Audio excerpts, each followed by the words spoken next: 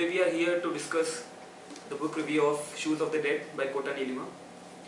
First of all, I would like to extend my thankfulness to Bloggata for providing me an opportunity to review this book. Coming to the background, this novel covers a heartfelt story about how a brilliant farmer, Gangiri, battles his inheritance of despair, whose brother has committed suicide due to agricultural debt issues, and how an arrogant politician fights for the power he has received as legacy, and how their two worlds collide in a conflict that pushes both to the limits of morality. From there is no turning back. At stake is the truth about inherited democratic power, and at the end there can only be one winner. Passionate and startlingly insightful, Shoes of the Dead is a chilling parable of modern day India.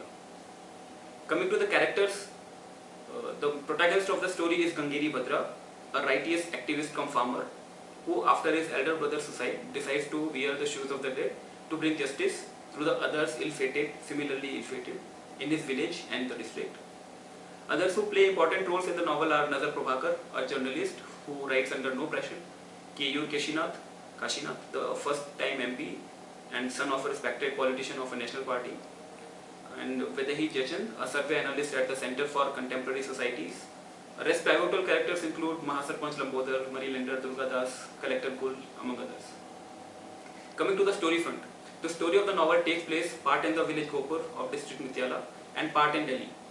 The increasing number of farmer suicides in Mityala constituency under MP Keyur Kashinath has become a bone of contention to the Mahasarpanch Lambodar and his MP Keyur. This starts to happen only after the inclusion of Gangiri Bhadra in the district suicide committee, who works towards awarding compensation to the Patra declared suicide cases, the eligible ones. Gangiri, who has lost his elder brother to death distress suicide, was refused compensation, it being voted as apatra, ineligible, verdict by the suicide committee. So he decides to take the matter in his own hands and bring justice to the dead by working within the committee and forcing by truth to provide righteous compensation to several other widows, like his sister-in-law. But on this path of truth, he manages to make higher powers like MP Keyur his enemy, for whom more number of farmer suicides mean the inefficiency, because he has inherited power from his father, right? And they plan to eliminate him from the committee by any means possible. The story then evolves into a power struggle indirectly between MP Keyur and farmer Gangiri. The latter is helped by journalist Nazar Prabhakar and Dr. Vedahi Vijayachan indirectly in his quest for justice and fairness to farmers. Will Keyur be able to dominate his honest enemies and save his face? Will Gangiri succeed in his mission, and what prices will he have to pay on the way? To observe the fight between power politics and the farmer's righteous mission, one should read this novel by Kota Nilima, who has done a wonderful work here. Coming to the likes, the best thing about the book is power struggle distributed throughout the book. Would never displease you. The values and honor of a farmer and an honest description of his true pathetic condition in our country.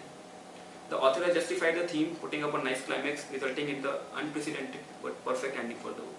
Clapping for that. Dislikes are the complexity of the language throughout made it difficult for me to understand any single paragraph in one go. I had to read and reread the sentences several times in between, which distracted the flow of the story. Secondly, I could not fathom the need to first start a romantic tension between Nazar and Vedahi, and secondly, being left as a cliffhanger with no use or end in the story.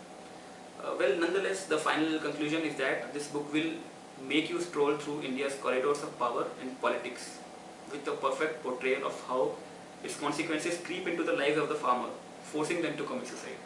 Get ready to read a gripping tale by Kota Nilima. My rating, 3.75 stars out of 5.